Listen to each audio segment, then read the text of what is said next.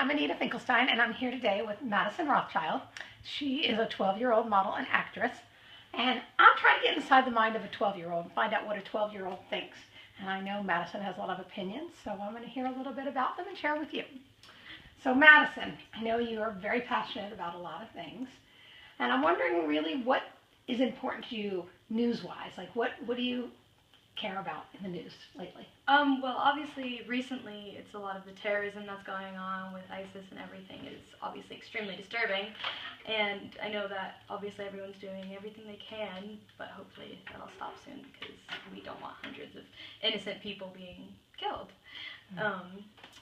And in politics, I don't know why Donald Trump is even allowed to run.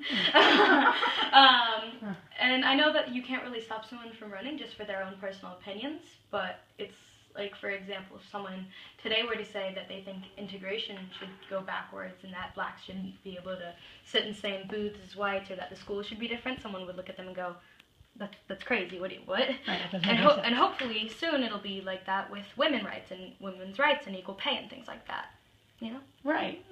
Now, and you know, speaking of equality, I know you were on Shameless. You had a role on Shameless in which you played a transgender. And how did that impact you? Did that make you care about equality more? Yeah, I'm really glad that I got that opportunity, not only because everyone on the set is amazing, but because it exposed me to something that I'm so passionate about today, something that I spent a lot of my time into, causes that I work with a lot, because when you get a role for a transgender child when you're 8, I had to research that so I could get in the body and I could play the role correctly. And researching trans youth got me so involved in causes that I am so involved with today, and it's something that I'm super passionate about, and I'm really glad that I got that exposure. Well, that's pretty awesome. Yeah. So you got that exposure at a young age. Do you think it's important for all kids to be exposed to the transgender and the understanding? Of course, because especially in schools, they don't teach a lot about, a lot of schools don't have protection for LGBT kids. They don't teach about it. It's not something that's very exposed in schools, especially if you live in a small town. It's very difficult to be educated on this sort of thing and equal rights and things. Something that I'm super against is dress codes in school, because it's gonna bring down your self-esteem over years, because when girls want to, be confident with themselves and show off their bodies, that we as society over-sexualize anyways, and they're humans, not sexual objects, they're going to attach that with getting in trouble.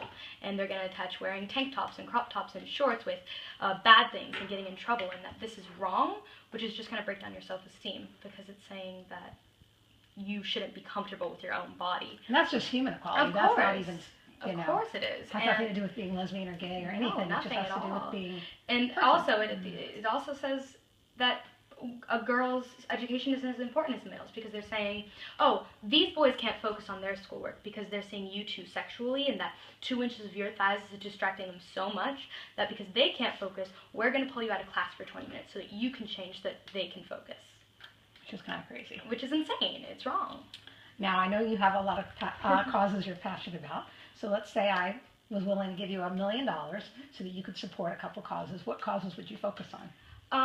Working with a lot of homeless youth, I'd say, because there are so many opportunities that they could have that they don't see, and especially because over 40% of homeless youth is LGBT youth that was kicked out onto the streets from their families after they decided to come out. Wow. And nobody should lose opportunities for their life and their jobs and schools and what they want to do with themselves just because of their sexuality. Right. Or another cause that I work with a lot is We Hold the G. And, well, I don't work with them a lot, but it's something I strongly support. Okay. And it's about changing the G in gangster to the G in genius. And it's about finding your genius. And, a very close family friend of mine, Cody St. New, like my big bro, and he was in and out of foster homes when he was little. He had a really down-and-out childhood, and now he's making this amazing person out of himself, becoming a big actor, and it's really something that I'm so proud of, and to me, he's one of the ultimate Gs. And his character on Teen Wolf is bisexual, and he supports all of that, and it means a lot to me. And I just love this cause in general because they work a lot with youth and finding your genius and doing what you want to do with your life. Which is kind of a neat idea. It's amazing. Instead of being a hoodlum, Of course. you're a genius. And there's another cause you talk about once in a while, which I don't know a lot about. It's called Free the Nipple. And what's that kind of, what's the... It goes back into, we need to humanize things instead of sexualizing them. And nipple equality is something that's crazy, because on the internet a guy can post a shirtless top and absolutely nothing will happen. Right. And if a woman was to post a topless photo, the photo would be immediately taken down and her account would be suspended. And why? What's so different about a nipple? And us over-sexualizing women or cisgendered women has gotten to such a point that a woman can't even breastfeed her child in public because we over-sexualize breasts so much. And it's just like a man's nipple and a man's chest is rated G, and a woman's nipple and a woman's chest is rated X.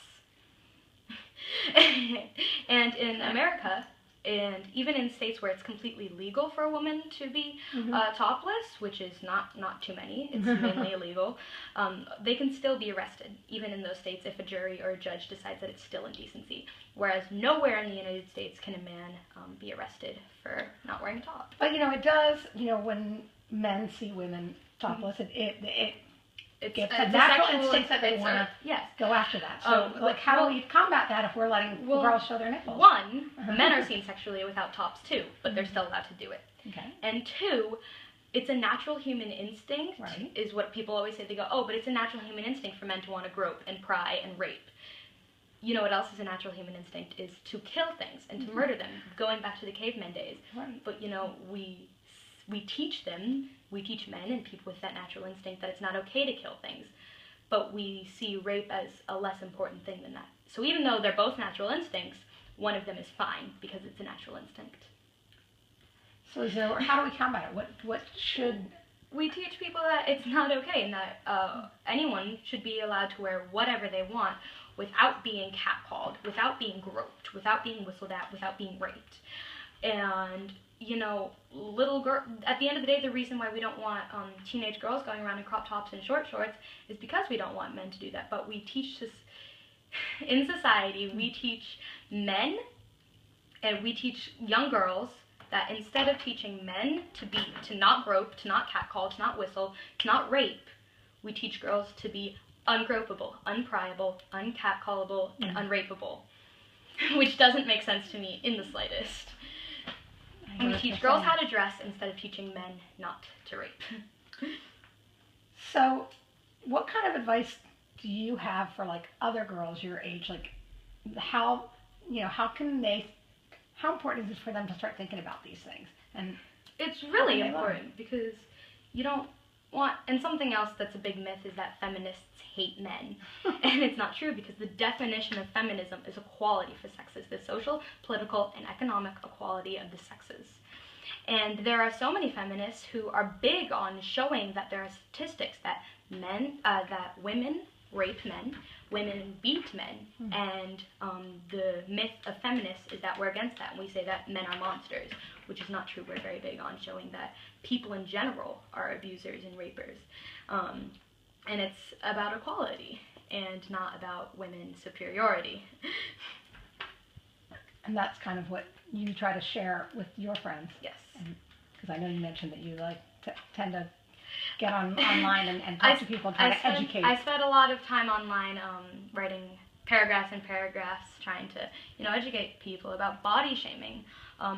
And that you can't body shame people. You should always use people's correct pronouns. You should never misgender someone. And you should never treat someone differently just because their race, their body type, or their sexuality, or their gender. So in the future, you're pretty young now. Do you have a long-term goal of what you'd like to see or how you'd like to change things in society? Just that at the end of the day we see gender fluidity.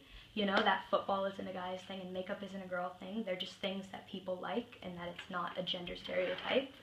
And that, misogyny is seen as terribly as racism is, and racism is still a thing. People think racism isn't still a thing. It's completely still a thing. It's better, but it's still a thing.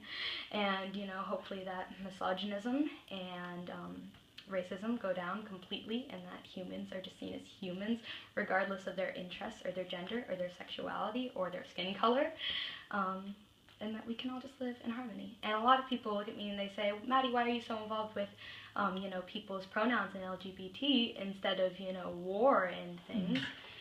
And can you imagine how if everybody was comfortable with themselves, and if everybody was treated as themselves with their own pronouns and their sexuality and everything, and if everyone was comfortable with themselves, how much less war and killing would go on? That's true.